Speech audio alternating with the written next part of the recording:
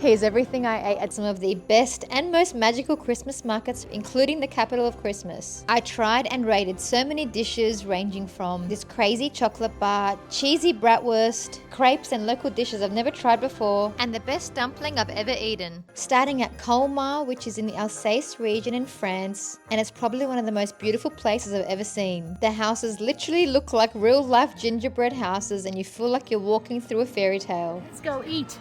Since we are in France, I started with a French baguette topped with a local Munster cheese, which has been melted to make a French-style cheese toasty. Crunch test. Bread is so crunchy, and the cheese is all soft and creamy. This was crazy good and a good start, 10 out of 10.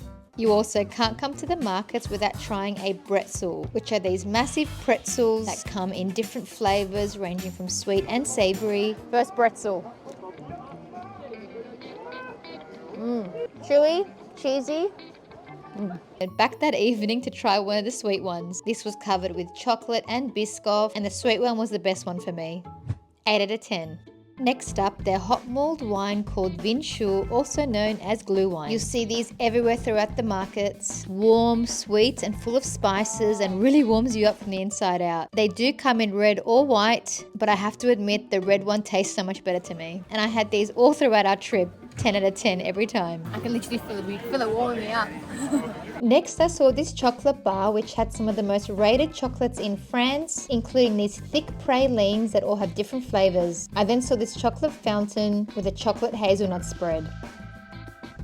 French.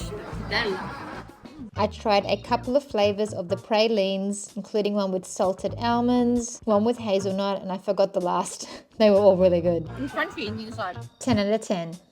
One of the most popular foods in Colmar, which you find everywhere, are their tarte flambé. Think of it like a really thin pizza and a flatbread had a baby. They're covered with cream cheese, onions, and the classic flavor also has bacon, but there are also so many different flavors. Then I also found a little bistro in the Christmas market where you can sit inside, enjoy local wine alongside your tarte flambé. This one here was covered with mushrooms, cheese, and of course their onions. Wow. It's so nice and creamy and crispy. 9 out of 10. This stall was selling French onion soup, which I was so excited for. It was also topped with a crusty, cheesy bread. My first ever onion soup in France. What's oniony? The soup was really nice and warm, and they did not skimp on the onions, but it was a little watery. 5 out of 10. We saw so many people eating these savory pies filled with a creamy chicken and mushroom sauce with bacon. My husband had to try it. This was delicious. 9 out of 10. And my last dish in Colmar was this spatzel, which is a type of egg pasta. This was topped with a creamy mushroom sauce. Oh wow. Sort of like a gravy. I was surprised how good this was. 10 out of 10.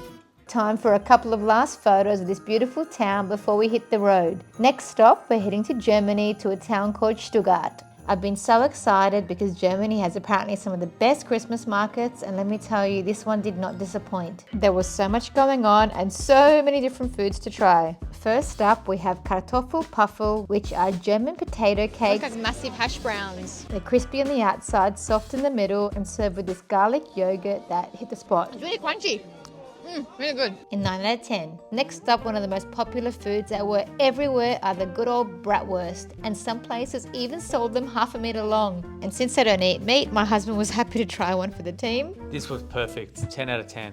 And this was all until I found a sign that said they sold vegan bratwurst. I was so excited because I've been smelling and seeing them all day. I can't believe that. Vegan bratwurst. Yes! I can finally try one here. Actually not bad. In 9 out of 10. You can't come to any German market without trying their hot mulled wine called glue wine. Ooh, that's stronger. It's good. And the ceramic mugs are great because they keep you warm while you're walking through the cold market. Definitely a 10 out of 10. I couldn't be happier to see the next stall selling Baum Schritzel. It has a nickname of chimney cake and it is absolutely delicious. It has a really thin dough. It's topped with sugar, cinnamon. Look at that. You could literally see the steam popping off it. We're going to dip it into warm Nutella here.